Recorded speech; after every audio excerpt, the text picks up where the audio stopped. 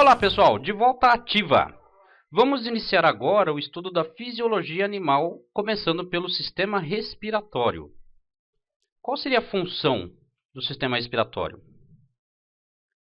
Muito bem, a função é facilitar as trocas gasosas, que nada mais é que absorção de oxigênio e eliminação de gás carbônico. Veja bem, a função é facilitar, não realizar. As trocas gasosas acontecem por difusão, havendo ou não um sistema respiratório, ok?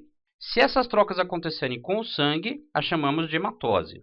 Dos 9 filos animais que estudamos nas aulas anteriores, quais têm sistema respiratório? Ou, em qual deles surgiu o sistema respiratório? Nos moluscos.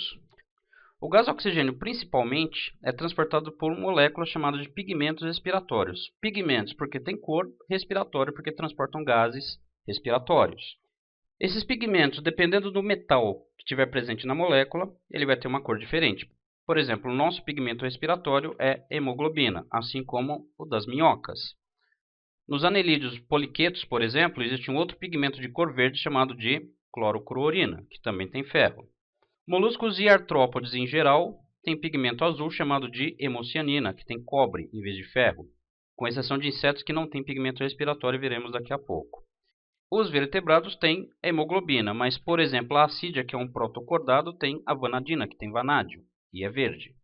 Agora, quais são os tipos de sistema respiratório? Vamos ver alguns? Começando pela respiração cutânea, feita pela cutis, pela pele. Por exemplo, existente em minhocas. Veja a ampliação. Então, temos aqui um vaso sanguíneo com sangue, em azul sangue venoso, rico em gás carbônico. Temos a pele aqui em marrom e sobre a pele em azul temos uma camada de muco, que facilita a troca gasosa. O sangue venoso tem uma concentração de oxigênio muito baixa. A concentração de oxigênio na atmosfera é maior, portanto, o oxigênio penetra no sangue por difusão. E a concentração de gás carbônico do sangue venoso é maior do que do ar atmosférico, portanto, o gás carbônico sai também por difusão. E aí vemos as 3 características de um epitélio respiratório. Ele precisa ser fino, úmido e vascularizado.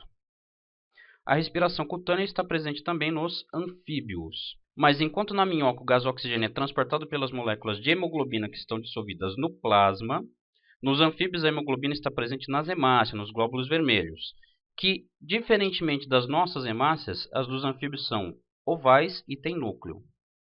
Respiração branquial, presente na grande maioria dos animais aquáticos. Nesse tipo de respiração existem filamentos branquiais que formam no conjunto a brânquia. São órgãos finos e vascularizados. E nesse caso, o gás oxigênio que vai penetrar por difusão no sangue é o gás oxigênio que está dissolvido entre as moléculas de água. E o gás carbônico presente no sangue também passa por difusão e sai do animal pelas brânquias. Respiração traqueal.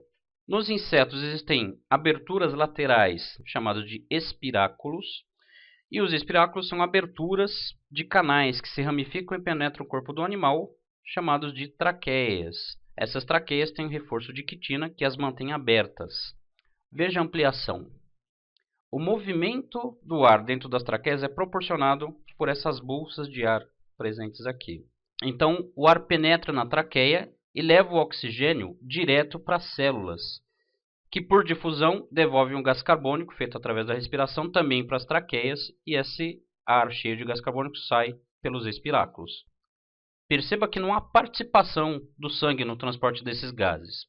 Insetos não têm pigmentos respiratórios porque o sangue deles, chamado de hemolinfa, não transporta oxigênio nem gás carbônico.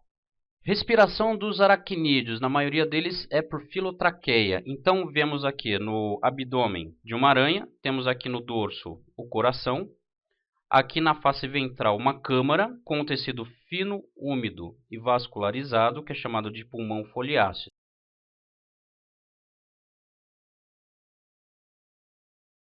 O oxigênio penetra por difusão e o gás carbônico sai por difusão. O conjunto inteiro aí, é chamado de filotraqueia. E por último, veremos o sistema respiratório humano, que é o pulmonar. Quais órgãos formam o nosso sistema respiratório?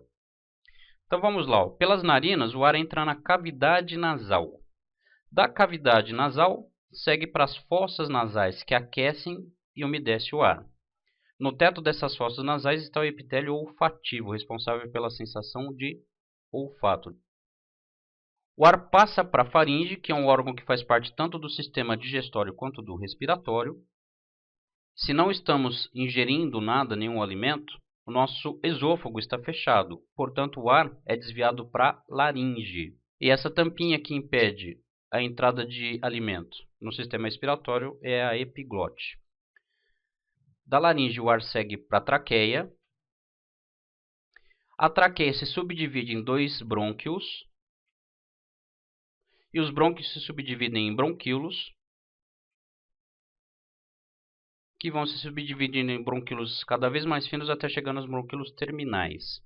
Perceba que a traqueia, os brônquios, os bronquíolos têm reforços de anéis de cartilagem que os mantêm abertos para a passagem do ar. O ar finalmente chega nos pulmões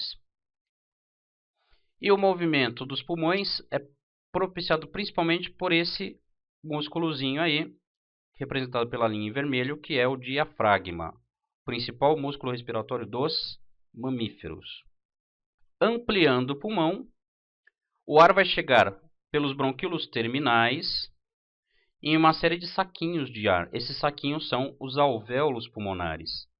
É nele que acontece a troca gasosa, portanto é nos alvéolos pulmonares que acontece a hematose. Ampliando o alvéolo, veremos aqui, o alvéolo está em cor de rosa, em azul, dentro do vaso sanguíneo, o sangue venoso rico em gás carbônico, e em vermelho, o sangue arterial rico em oxigênio.